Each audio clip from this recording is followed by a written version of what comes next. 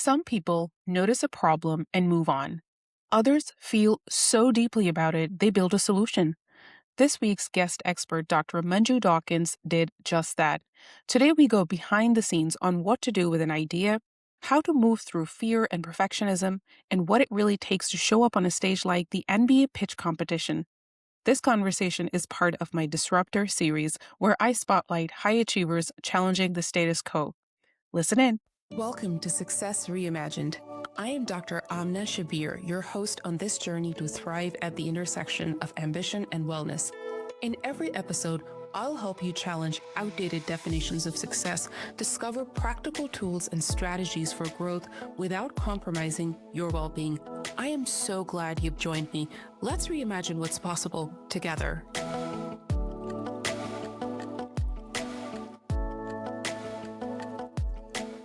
Dr. Manju Dawkins is a board-certified dermatologist, founder and CEO of Thimble, the first over-the-counter needle care platform designed to take the pain and fear out of shots and blood draws for patients of all ages. Thimble was recently featured in Forbes as one of healthcare's leading micro-innovations, and Dr. Dawkins was a finalist at the NBA Foundation's All-Star 2026 pitch competition in LA. Thimble won a $25,000 prize at the event. A physician, entrepreneur, and mother of two, she is on a mission to build a more empathetic and compassionate world of healthcare, one needle at a time. Welcome to the podcast, Dr. Dawkins. Thank you so much. I'm so excited to be here. I want our audience members to learn more about you and kind of like the story of the origin story and everything. So tell us who you are in your own words. So, I am a board certified dermatologist, also mom of two girls, and the creator and co founder of Thimble. And I am not someone who thought entrepreneurship was in my path. I just kind of always knew I wanted to be a doctor. So, this has kind of all been unfolding over the past years. And it's a delightful journey. Well, we're so happy to have you here, and you are still, and you were a practicing dermatologist. You're a mom, you're building a life. Take us to that one moment you talk about in your talks that I've heard over time. Your daughter going for a vaccine appointment, and that moment sort of changed everything for you. Yeah. I mean, first of all, when I was a kid, I always hated needles, but I definitely thought something was wrong with me, and that was my own problem. So then when I had my first daughter, I was actually a resident in dermatology. And, when I took her in for her first vaccines, they're about a month old at the time. So they're kind of blobs. They don't really give you too much. But man, when the needle went in, she just looked straight up at me with this look of like, how could you let that happen? And I felt awful. And I felt like I have failed. I did not protect her. And what am I doing? What are we doing? And so that was kind of the moment where I was like, something's got to change. And so, luckily I was in dermatology training. And so we use a medication called amla, which is a prescription numbing cream. And so it's got a lot of challenges with it, right? Like it's hard to use, it's messy, it's inconvenient. You need someone to write you a prescription, which I had the privilege of having friends who were doctors. And so I was able to get it. But most of the world has no idea that this can be used in this way. Most physicians don't even know that we can be using this medication to alleviate needle pain. And so it was years later, but it became clear that somebody had to do something about it. And so it might as well be me. And so that's kind of how Thimble was born. Wow. And I'm thinking of this exactly when you described that moment when your daughter got the shot. It's like trust fracturing, right?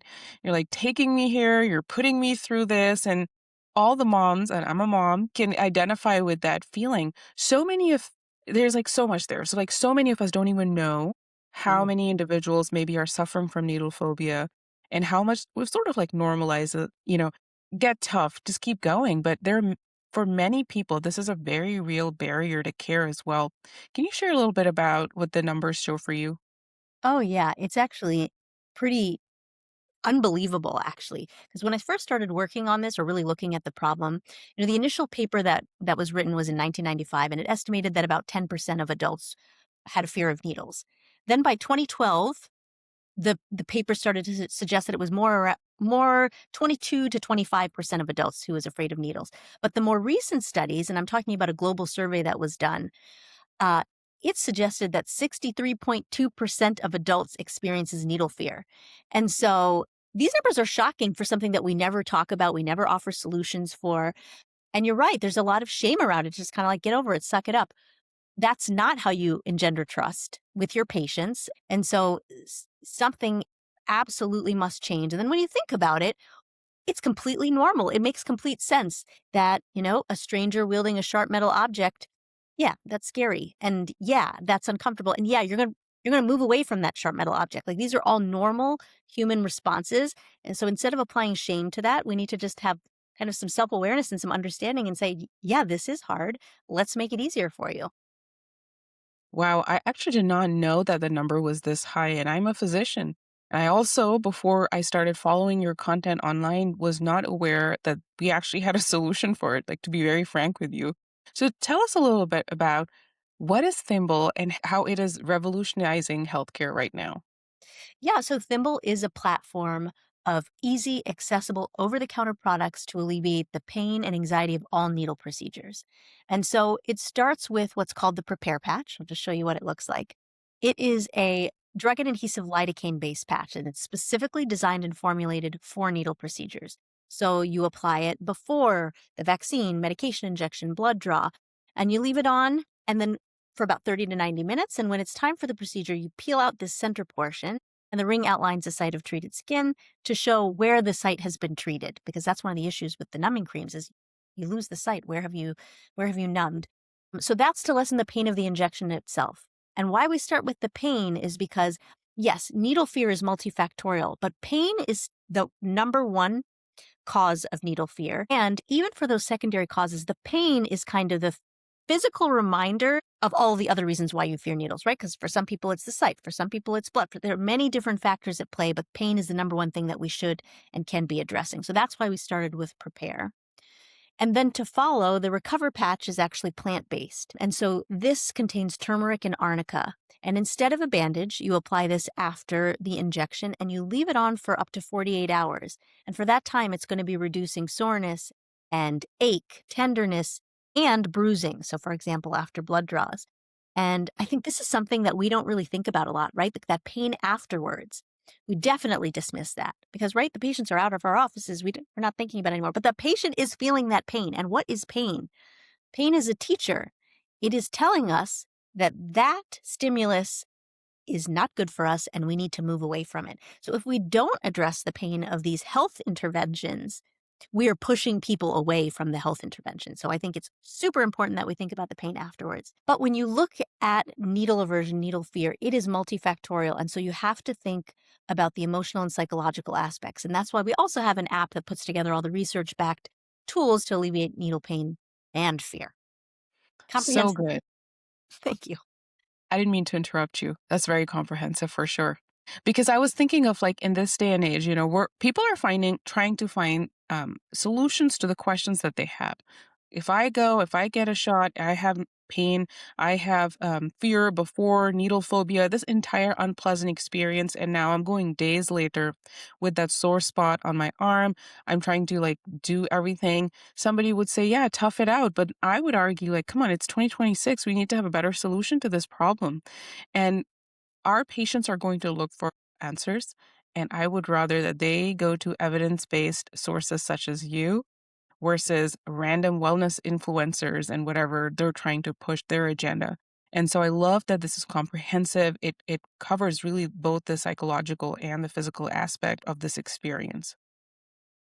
Yeah, that's our goal. I mean, the whole system was created on the previous research that had already been done.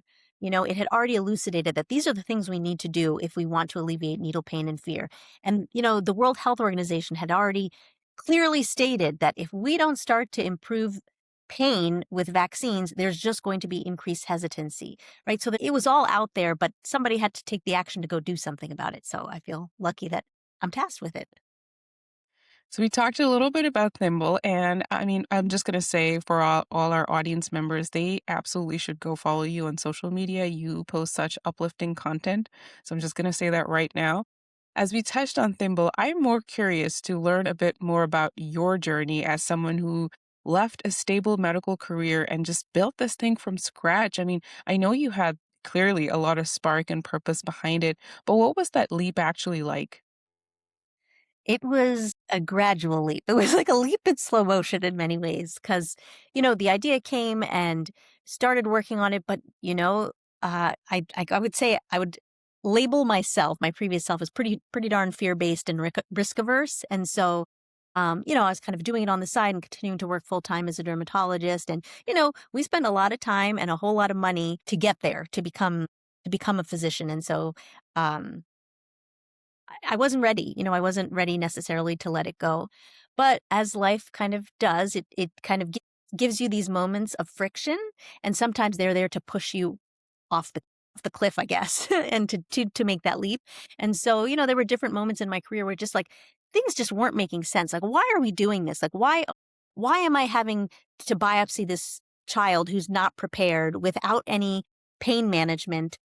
Why are we holding down this person? Like there are just so many things that don't make sense. Why am I only given 6 minutes to see and diagnose and treat this patient? Like none of it was making sense. And so there was just so much frustration for me that was just like, it was like the world was screaming, just go do this, please. And put your full effort forth because, where your attention goes is where things grow, as somebody said. And so eventually I did leave clinical practice for a time and focus solely on Thimble. And it was absolutely a period of enormous growth. Like that's when the products really came to life and actually came into being, came into existence.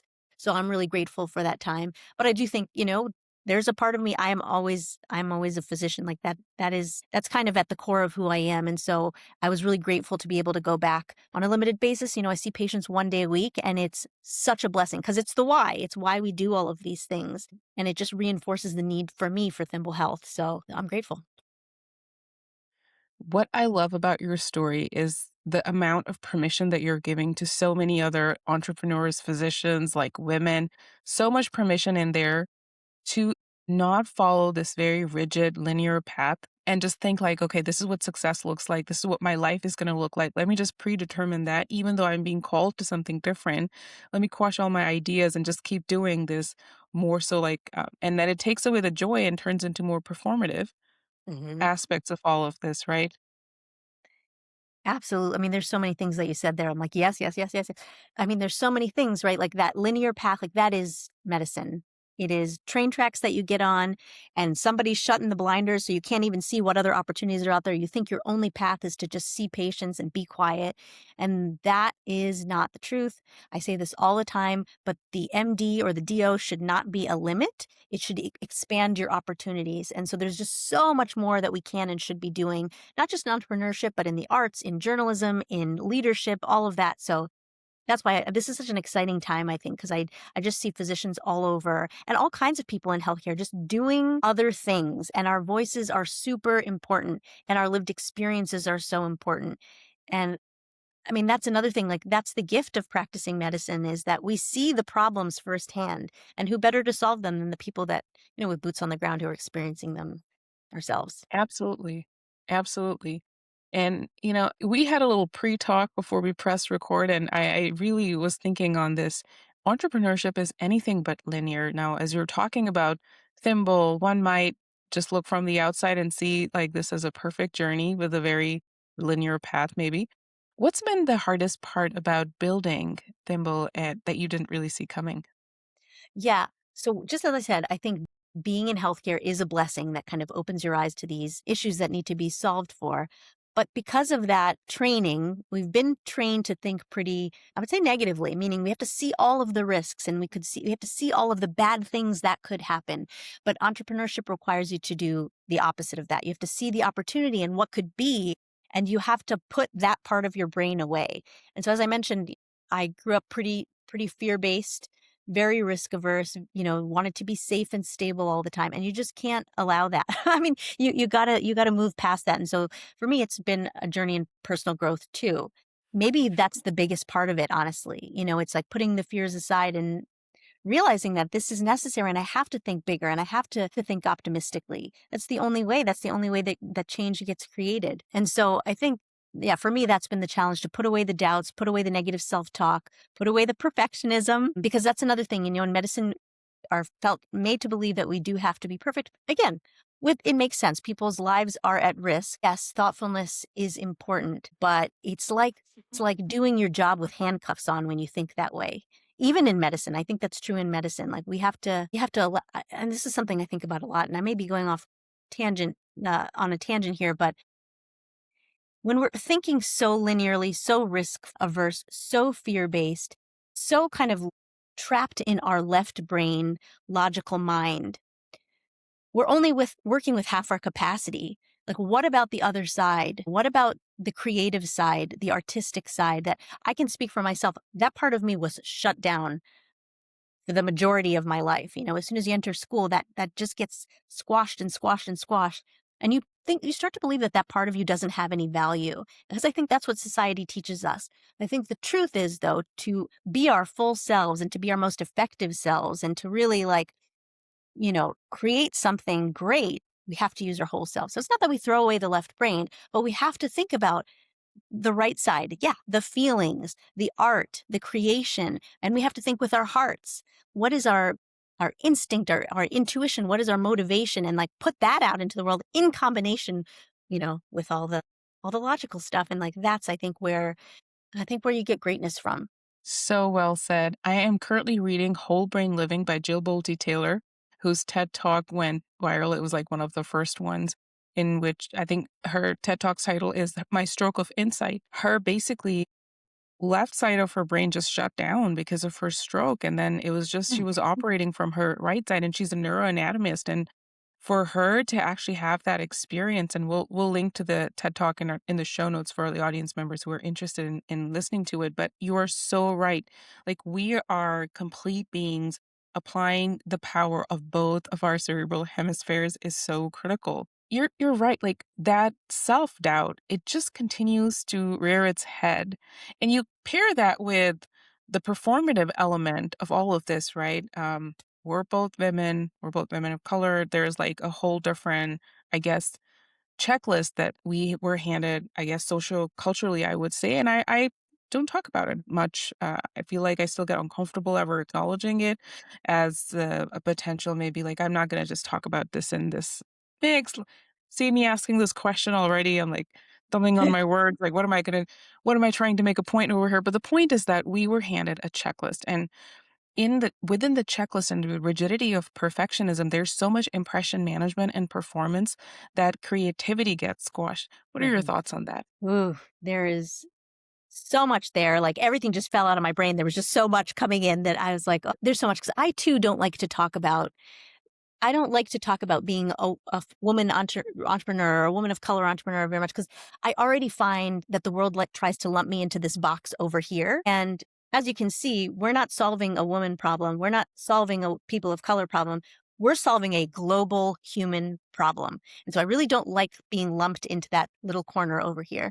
But there is truth to the fact that people are going to lump you there. And so you have to be aware of that and you have to work to open people's minds to what else is there. And so it's true. There's so many things, right? Like how our words are received, how our tone is received. It's very clear. And so we have to be cognizant of all the time. And we have to maybe shift how we present. And it's exhausting. I'm going to be honest. It is exhausting to constantly be self-managing and self-censoring and all of that. And frankly, at this point, I'm just like, I'm not going to do it anymore. Either you like it or you don't. And it's work to even do that because I have to keep reminding myself that you're fine. You just be yourself. And if people don't like it, oh well, they're not ready for it. Move on. So it all requires energy. But if I can't be my full self, then what am I doing? Like, what's the point? I'm not going to do it if I can't be who I am. You know what I mean? But yeah, just there were so many things that came up. Like, oh yeah, like, what are the things, I put makeup on today. I don't want to put makeup on, like there are things I have to do. I had to put an outfit on. And so my small rebellion has been, I will not wear heels anymore. So I just wear sneakers to everything. And like, because women before me have done it already. It's not because I invented it. There are people who've done it before me. And I'm like, yeah, I want to be able to run away if I need to too. You know what I mean?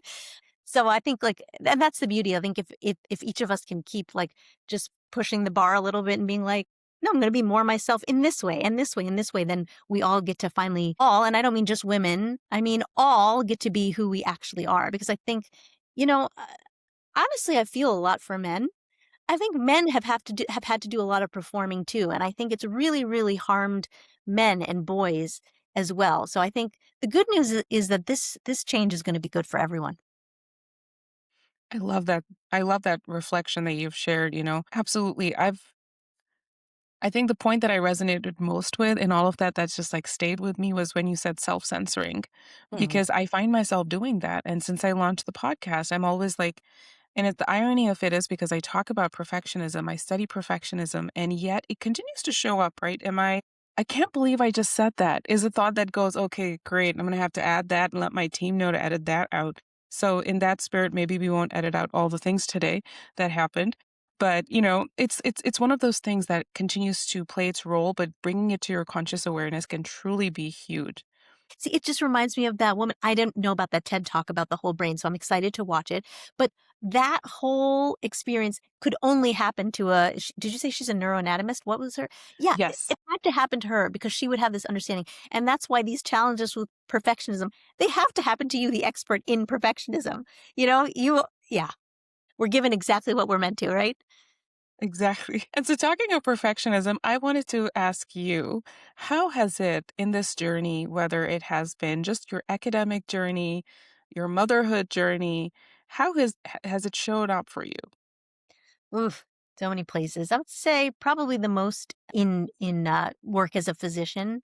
I think it's a space that requires a constant external validation, right? Like it's all these tests you have to take and all these letters you have to get and everybody has to say you're good, you good job you. And so then when you get onto the workforce, I think that whole I think that whole idea is actually weaponized against physicians a lot. Like they know that we like to perform for external validation and a lot of the metrics that exist out there are used to control. I mean, it's just the truth. And so I think that's what adulthood is recognize, hey, this is what's happening here. I am bigger than this. I'm bigger than this external voice saying that you're bad and you're good and this and that.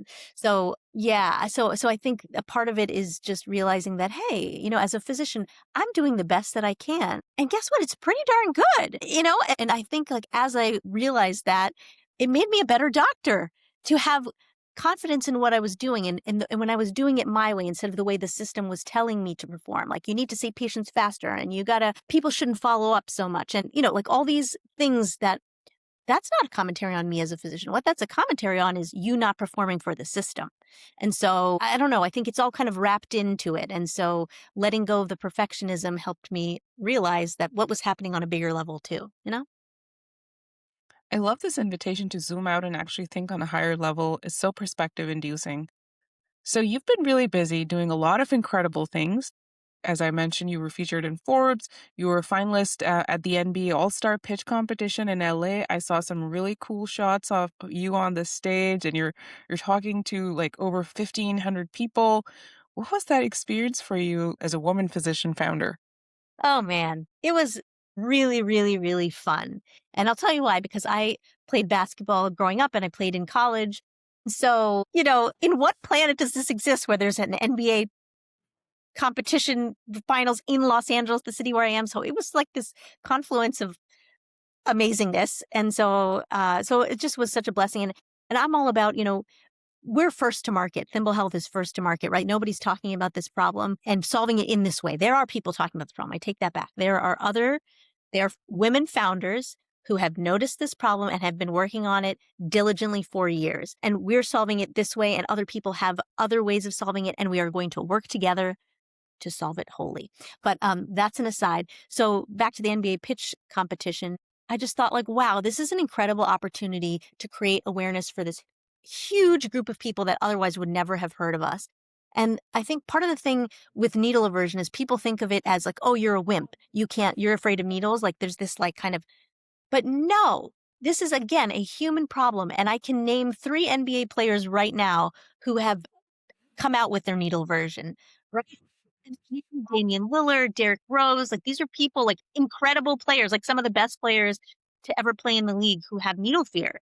And so if these like big strong men can talk about it, then we can all talk about it. So that was another reason why I thought like this is a great opportunity. And to kind of like to harken back to what you said about, that pain that you get after some of these medical procedures, some of the simple ones like a flu shot. Well, you got to go to basketball practice the next day. You got to go to work the next day. We have to go live our lives. And so we must start thinking about that pain afterwards. So anyways, the pitch competition was incredible.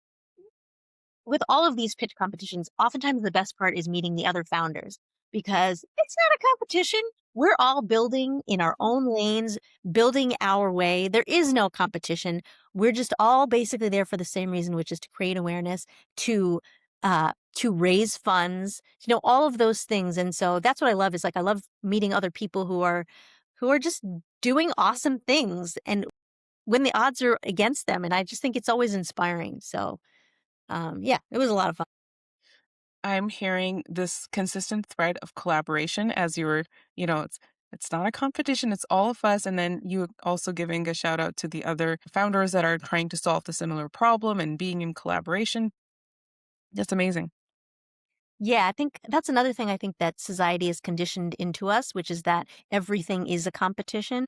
I was reading this book about musical chairs. Like it starts that early, right? Like when you're 4 years old and you're playing musical chairs, and the whole idea is that there's always going to be one less chair, and so you can't be the one not sitting down. And it just like it's this fear-inducing game that basically trains you for the rest of your life, and that is not the truth. Life is not a zero-sum game. There is enough for everybody, and when we work together we are actually able to get where we all want to be. And I think, I mean, to be honest, that is something that women do bring to the table, the idea that collaboration can work. So if we're kind of going to go back to that, I think what I feel is going to happen is there's going to be this kind of evening. Like we've been playing this game of competition, cutthroatness, you know, that's the only way to win, linear thinking, hard work equals. But I think what we're opening our minds to is that there is balance in the world. And so that idea of competitiveness can exist, but there is also collaboration that actually allows everyone to win. And when there's balance in that kind of thinking, that masculine way versus the feminine way, there's a way to do both. And that's actually going to help everyone. So at least that's what I hope to see. Yeah, we're going to stay optimistic and lean into that spirit of collaboration and balance. Absolutely. So, Manju, I know we talked about medical education. We talked about your identity as a physician, identity as a founder. Now, there's one thing more that we need to like double down a little bit into your identity as a mom, right? You are doing all these different things, but you're also a mother. Oof. How is that? And how are you juggling it all, right? From the outside world, as somebody might say, and that they look at your perfect life and they look at how perfect it is and how much you're doing all of it together all the time. How's that? Oh gosh, even when you said it, I got like a pang in my heart because you all you can do is the best you can. And a lot of the times I feel like I'm not doing well at any of the things, you know? It's just it's just the truth. Yeah, so that's kind of like the job that's most important, of course. And so I do sometimes wonder if like I am doing the best I can. And I guess this is where external validation comes back in again, because sometimes like people will say like, your daughters are watching you and that's a beautiful thing. And so I hope that's true. You just never know. You just never know. So I hope that's true. They tell me that and they show me that in the way they exist in the world. So I know that I think on some level. And I actually have to tell one story actually after the NBA pitch competition. I was just so exhausted. It was months of work and I was so physically and emotionally exhausted. And it was like nearing midnight and my older daughter, we took two different cars. So I told everybody, just go home. I'm fine. I got to get this stuff. It's fine. Everyone go home. My older daughter would not leave me. And she's not as like emotional outwardly and not as affectionate outwardly. And neither am I, and I just like crumbled at the end of the night. I just cried. And she just was like, "Do you want a hug?" And she just gave me the biggest hug. And coming from her, it just meant everything. Like it just meant everything for so many reasons because I think she saw the amount of work that that we've all put in and she just met it with just pure love and so it was beautiful.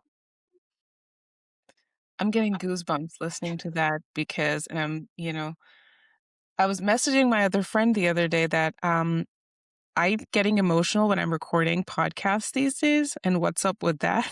Because I feel like I've cried back to back for the last 3 interviews that I've done, but I'm holding real, like, and my reflexive action to what happens, it might not be appropriate perceived externally is when I'm upset, I smile, right? You're conditioned to smile. So when I'm upset, I smile.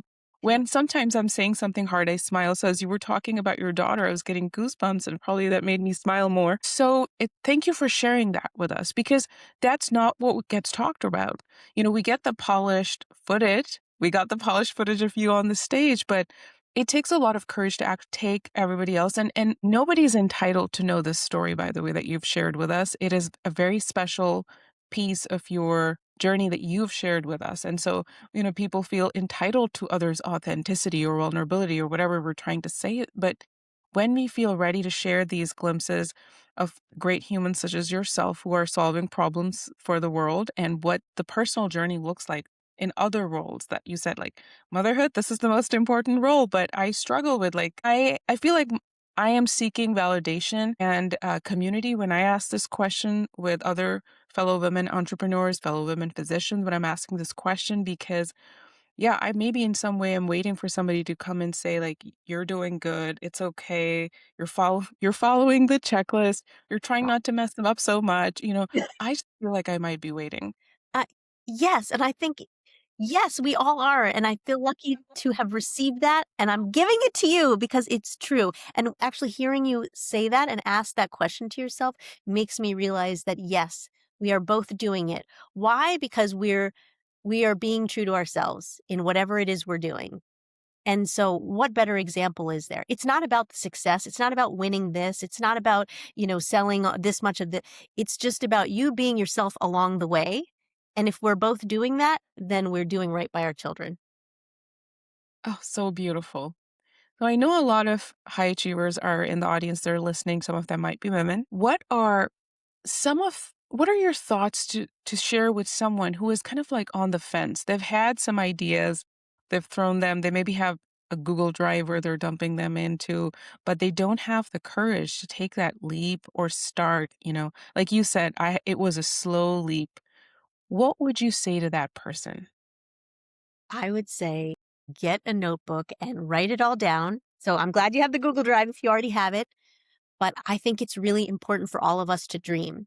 All of us. Like we have to imagine like what could be so much better and then put it on paper, draw it, write it, something like that. Because as soon as you do that, as soon as you speak it into existence, or it's like the first part of creation. And so what happens after that is inevitable. I'm just only speaking from my own experience because that's literally what happened. Literally drew the prepare patch in a children's notebook and then it becomes real to you. Like it reflects back to you and you're like, oh yeah, this could be a thing. And then it just snowballs and it's actually insane how close to that original drawing the final product came to that. And it's a lot of ups and downs. Like there were so many iterations that looked nothing like it, but it came back to that original thing.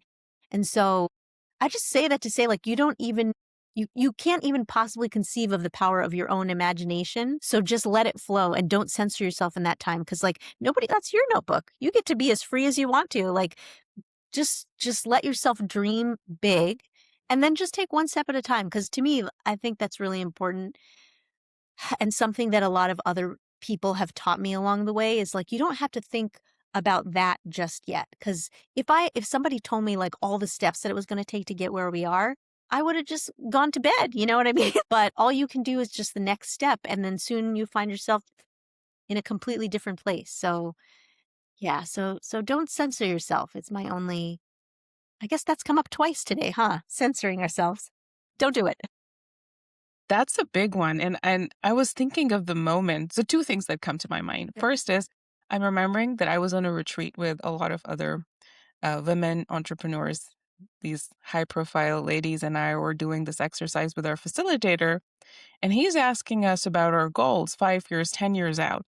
And I was afraid to dream big. I could see that I was holding back and I was staying in such a calculated space that I couldn't even put it down on paper. And I feel that that was the part of me that became more active as I was in medicine, like really like crushed a lot of creativity because you have to show up a certain way, be a certain way.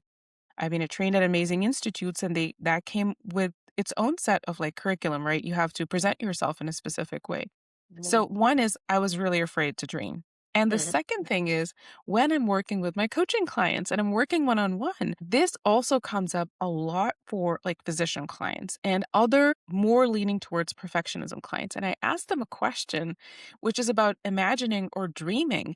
And they don't even imagine or dream, but they'll start laying out the steps, like you said, you know. Mm. And so the steps that they start laying to lay out is what is actively holding back that creativity and dreaming process. And so it was really funny. Those two things came to my mind as you were talking.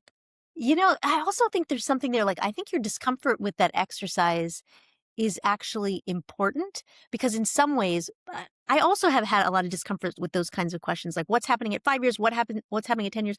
And to me, it's because they are very linear. And to me, those are limits that you're creating for yourself.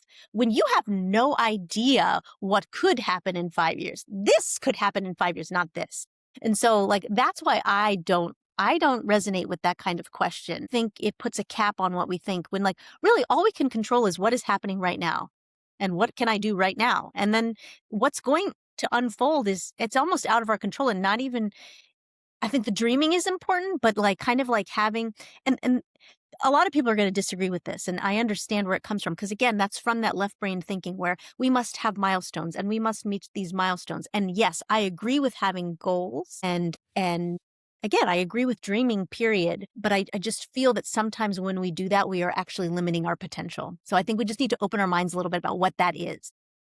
I love everything about that. I could sit here and chat with you all day. Thank you so much for your time, and I want to be respectful of it.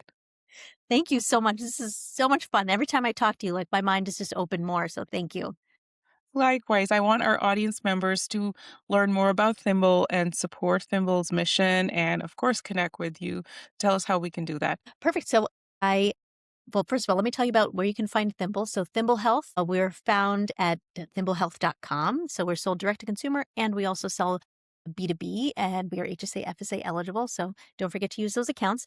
And then we are also on Meta at thimble.health, also on LinkedIn at thimble.health. And find me on LinkedIn. I just really love to hear from people and learn from people. So, I would love to stay engaged.